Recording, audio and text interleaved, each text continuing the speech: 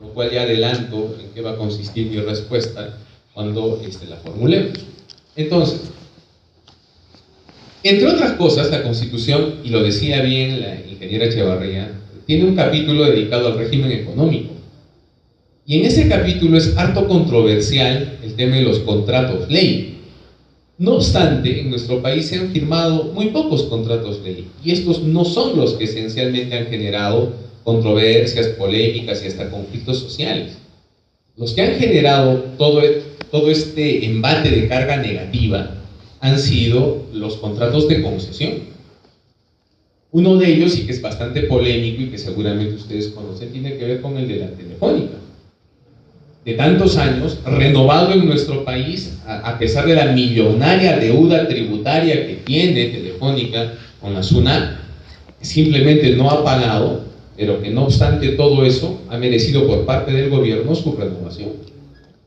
Entonces, no hay que ser abogado, no hay que ser especialista en temas de derecho, no hay que siquiera haber leído la Constitución para que el sentido común nos sirva como sustento de un juicio de valor elemental.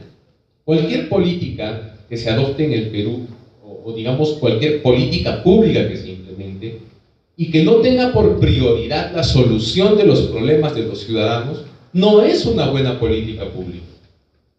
Coincido cuando se denunciaba el hecho de que un recurso tan valioso como es el gas, y tan volátil al mismo tiempo, tan efímero, ustedes más que yo conocen que eso que nos enseñaban en la escuela de recursos naturales renovables y no renovables es bastante relativo, ya no tienen las rigideces de hace 30 o 40 años cuando seguramente nosotros estuvimos en la escuela, pero como teoría está allí. No obstante, hay ciertos recursos que merecen más cuidado, no solo en su empleo, sino ciertamente en su finalidad. Entre otras cosas, y alguna vez cuando me ocupo la responsabilidad de presidir la Cámara de Comercio, organizé un evento similar a este sobre el tema del gas. Vinieron diferentes personas de la política y participaron también personas estudiosas en relación a este tema, y su preocupación iba por lo siguiente. En esa época no se hablaba como ahora de iniciativas, de un estudio preliminar que demuestran que el gasoducto debe tener otro trazo, porque finalmente es con eso con lo que nos han salido.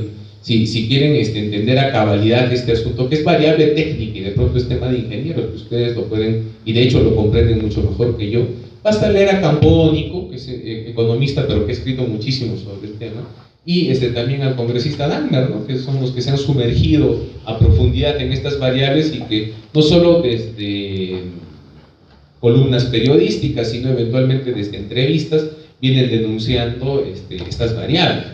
O sea, digamos que eso es lo más tangible, lo más específico, lo más concreto que uno puede encontrar en relación a este tema. Pero retomando la variable política, cuando vemos esto, esos estudiosos nos decían lo siguiente: el Cusco no es mercado para el gas. ¿Por qué? A los que lo vienen explotando ya, porque para los que vivimos aquí da la impresión que el gas está ahí, que no se toca y no se mueve. Pues eso no es así. Ese gas llega todos los días a Lima y se convierte en producto, ¿no? Utilizable desde las cocinas a gas, que ahora tienen ducto, ¿no? O sea que tienen conexión domiciliaria, no en todos los distritos, en algunos distritos de Lima, y también para calentar el agua, para termas y todo eso. Y decían que por razones de volumen, por temas patrimoniales en el caso del Cusco, porque hay ciertas zonas que no se pueden tocar en nuestra ciudad, y eso ustedes lo saben, ¿no es cierto? Por esa vocación extremista del conservacionismo arqueológico que tenemos en el Cusco, hay muchas cosas que en nuestra ciudad no pueden cambiar. Y otras variables de ese orden también decían que el Cusco no era mercado para una industria tan agresiva, tan posmodernista, ¿no? tan de vanguardia como termina siendo la de los hidrocarburos. Bueno, yo les transmito lo que ellos decían, y no con eso estoy suscribiendo sus puntos de vista. Pero si eso es así, el tiempo termina dándoles la razón, porque resulta que tanto la convención, que es 3/4 partes de la geografía cusqueña, como la propia ciudad del Cusco, y eso lo comprobamos en cada proceso electoral, el colchón más importante del electorado, por ende de la población en esta región, pues siguen siendo las postergadas. sea que la solución consista, desde la perspectiva centralista, en un nuevo trazo que vaya desde lo que en este momento ya llega a la costa y continúe hacia Arequipa y Moquegua. Pareciera que Arequipa termina fagocitando todo el concepto del sur en el Perú.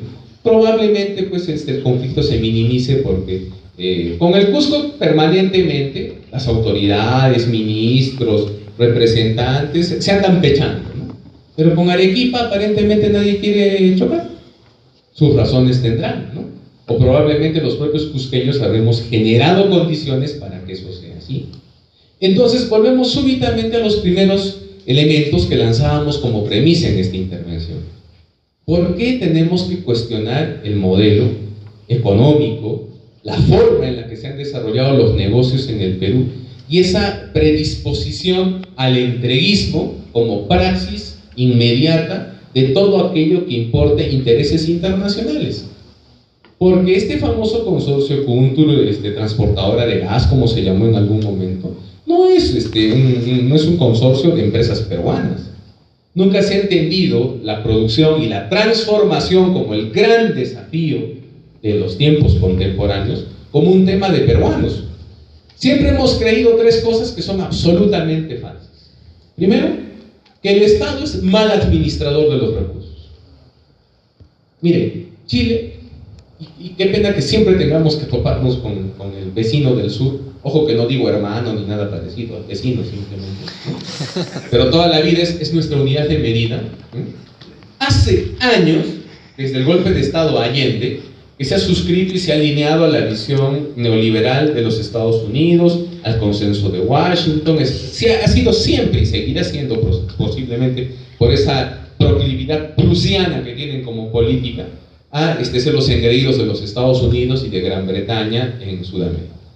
Pues bueno, en ese país se aplican esas recetas hace muchos años.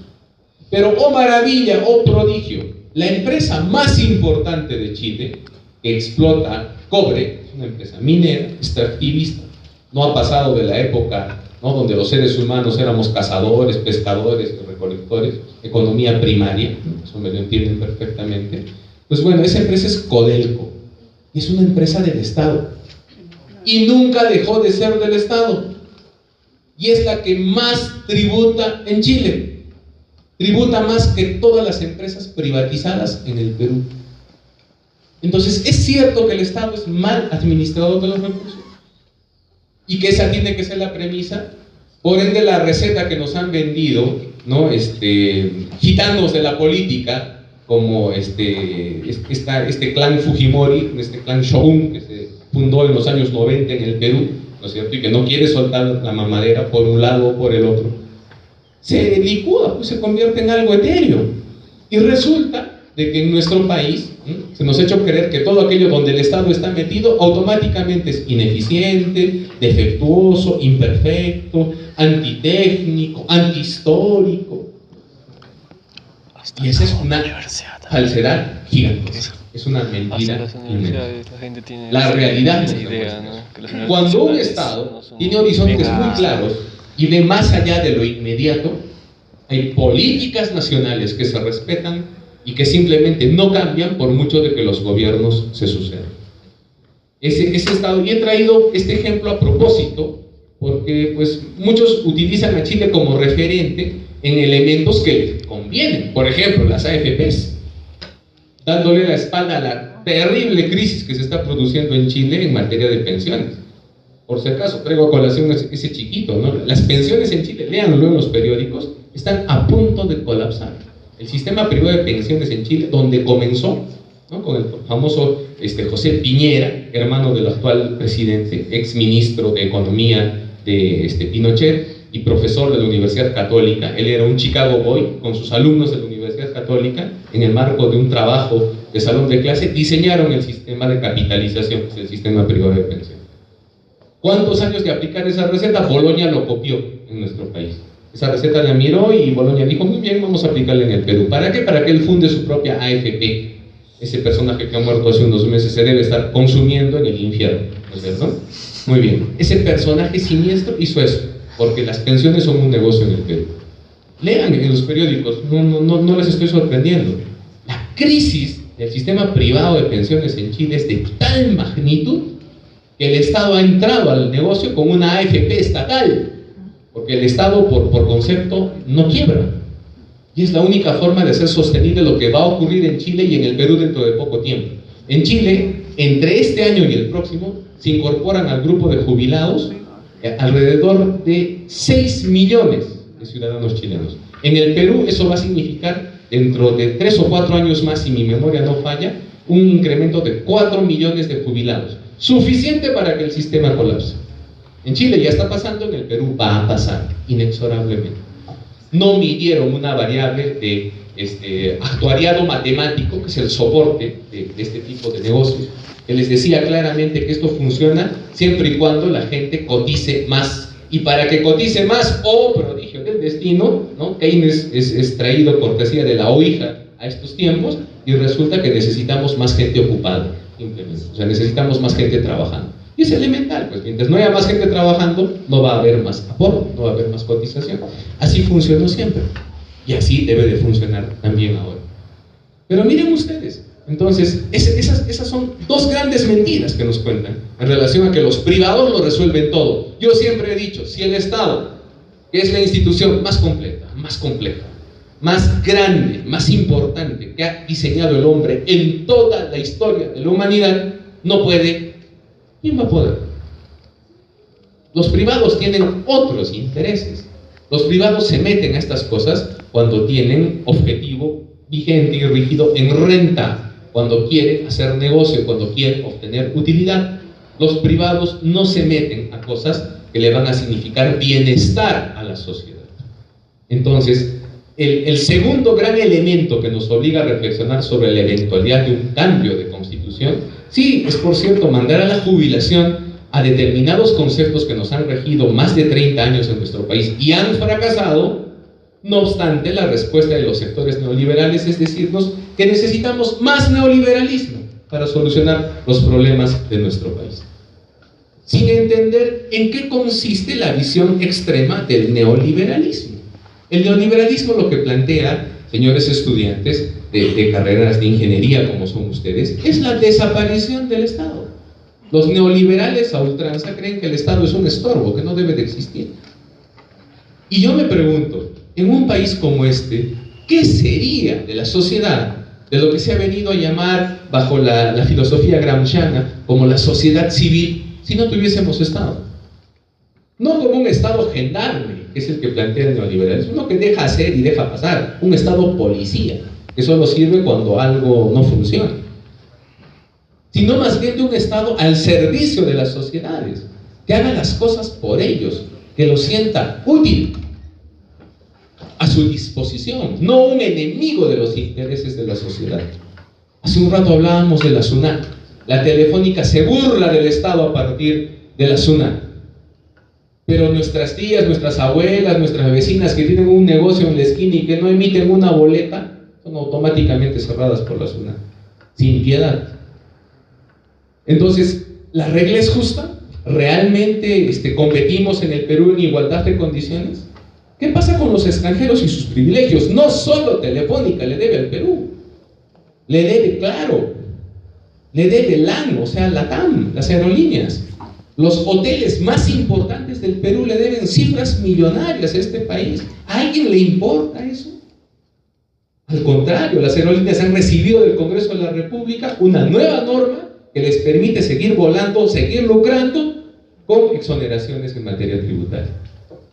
O sea, la igualdad que puede no ser bienvenida, que filosóficamente puede ni siquiera ser entendida, pero simplemente su prima hermana, la equidad, como fórmula que naturalmente contempla niveles de bienestar en las sociedades más simples y en las más complejas, en el Perú inexiste, simplemente. Y aquí está pasando eso, pero desde una perspectiva más dramática. Cuando analizamos lo escuchado hace un instante, nos damos cuenta que en nuestro país la regla se ha invertido, pero perversamente. Y resulta que los pueblos privilegiados van a ser siempre los centralistas, las capitales de las ciudades más importantes, dicen, del país. ¿Con qué se mide la importancia de una ciudad o de una región? ¿No se han dado cuenta cómo en Italia, la capital de Italia es la ciudad más importante históricamente hablando de ese país? ¿Alguien se imaginaría Egipto sin el Cairo como capital? ¿Alguien podría imaginarse China sin Beijing como capital? ¿Alguien podría imaginarse Grecia sin Atenas como capital? Pues bueno, les muestro el Perú, donde un desierto es la capital y la ciudad más importante históricamente hablando es una más del montón. Probablemente la última en muchos aspectos.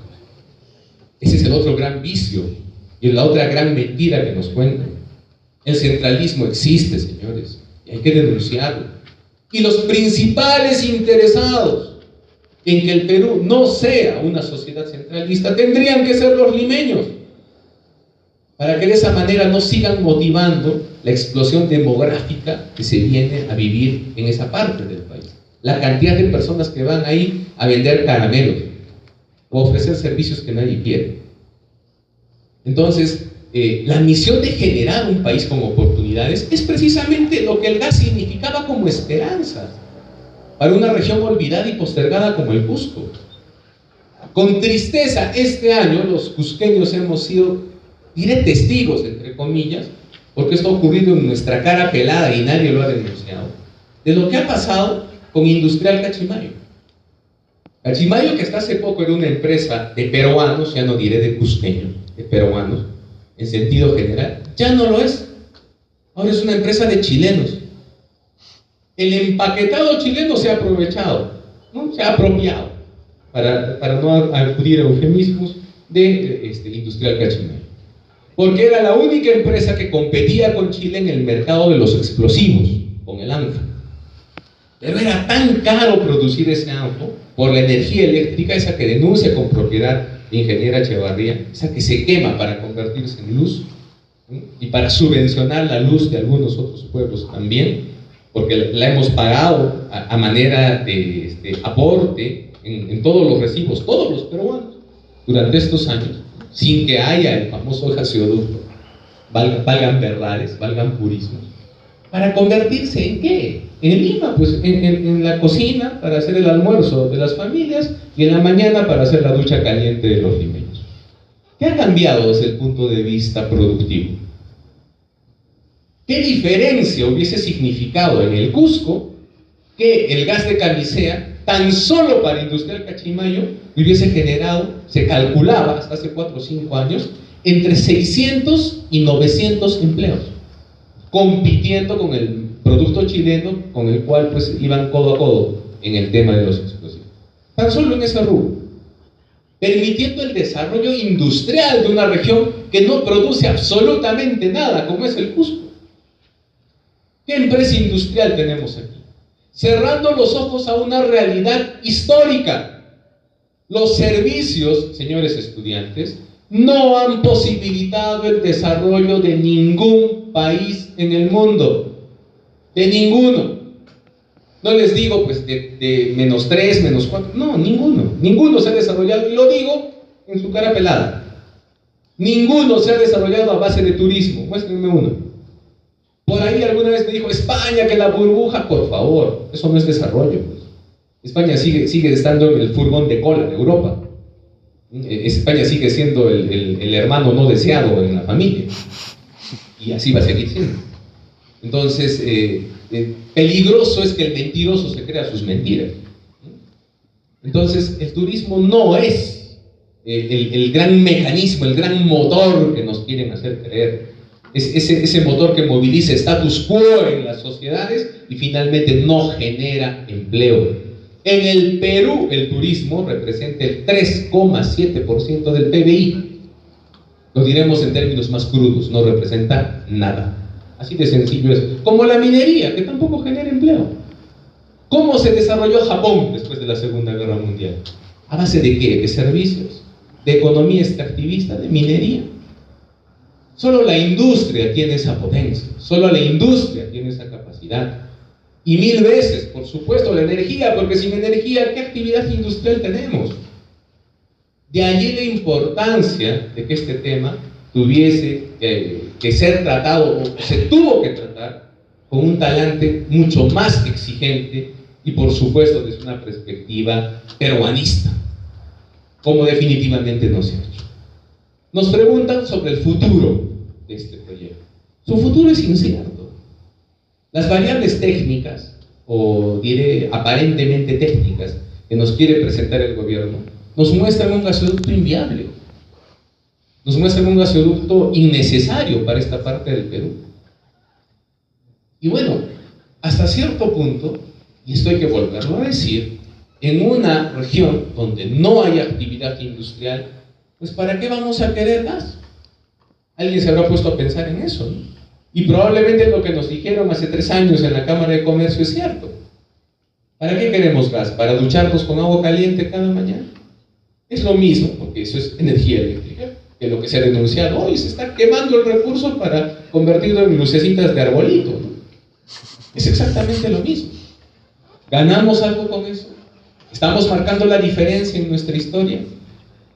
Ni siquiera como lo está haciendo Bolivia, la ingeniera nos puede explicar al respecto, en sus alianzas, ¿no? En sus 2 fuentes de gas. Bolivia tiene 2 fuentes de gas, negociándolas, abasteciendo el mercado interno y vendiéndolas hacia afuera. Ni siquiera a ese nivel.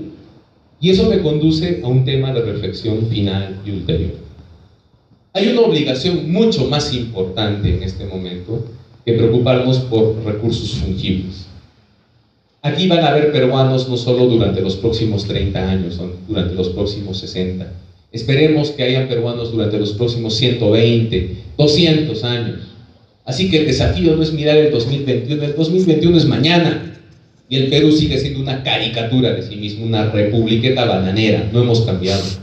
Con los mismos defectos y con las mismas deficiencias que en su momento denunciaron Bolívar, que en su momento denunciaron personas de la magnitud de González Prada, de la muerte de José Carlos Mariátegui. Nada ha cambiado en este país. Nuestra vocación por el statu quo es inconmensurable. Entonces, el desafío es redefinir la matriz energética para los próximos años. ¿Qué energía se va a consumir en el Perú en los próximos 40 años, en los próximos 80 años? Si el gas se va a acabar, y en algún momento se va a acabar, y probablemente antes del primer periodo que hemos mencionado. Y creo que esa es la misión técnica de profesionales como ustedes, el aporte, el reto que tienen para con su región. Me dirijo a los profesionales en la ingeniería mecánica, en la ingeniería química, en la petroquímica, de esta universidad, que tienen que ofrecerle alternativas de sostenibilidad, ¿no?, de energía limpia y rentable a su región. Ya no pensando en ellos ni en sus hijos, pensando en sus nietos o en sus bisnietos. Porque esos cusqueños también tienen derecho, no solo a bañarse con agua caliente, sino a soñar con un futuro mejor, con empleo, con posibilidades, con renta, con valor agregado, que es lo que la industria genera. Ese es el gran reto. Y yo creo que entre ustedes debe de sobrar inteligencia para que eso sea posible. Porque realmente donde a veces la política o la teoría no son suficientes, la técnica, la excelencia, la cientificidad, el carácter creativo de profesionales como ustedes tienen que marcar el derrotero. Muchas gracias, buenas tardes.